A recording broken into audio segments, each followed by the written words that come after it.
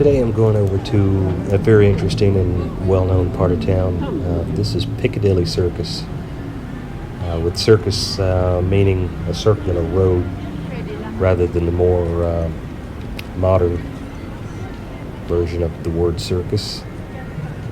This is a fountain, which is a memorial to the 7th Earl of Shaftesbury, and he was known for his generosity to the poor and also for fighting for rights of children. Now, at the time of this particular Earl, he was noted for taking up the cause of children working in dangerous jobs such as coal mines and chimney sweeps, which was often a task that was delegated to children due to its very dangerous nature. The statue you see on top is often misidentified as Eros. This is actually Anteros, the brother of Eros. It's also sometimes commonly called the Cupid statue.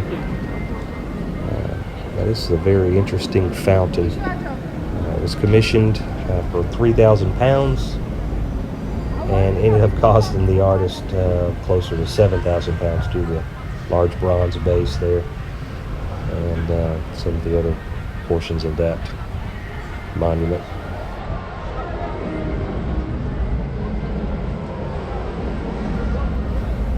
When the monument was unveiled initially, it had 8 ornamental cups around it, and actually water was flowing at that point into the fountain.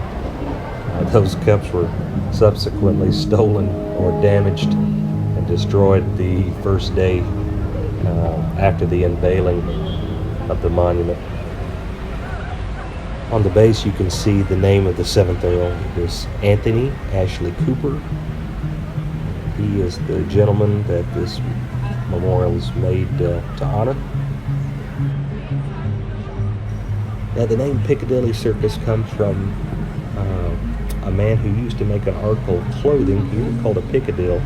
It was like a stiff lace item that would go around your neck. This evidently was the best part of town to get a quality piccadille made, so the name kind of stuck. And today it is well known as a great gathering point and where the shopping district starts. And you can't miss this billboard sign, especially at nighttime. It's quite impressive to see. So if you get a chance and you're in London, don't forget to stop at Piccadilly Circus. It is well worth seeing. While you're here, make sure you get your picture made by the fountain. Alright, thanks for watching.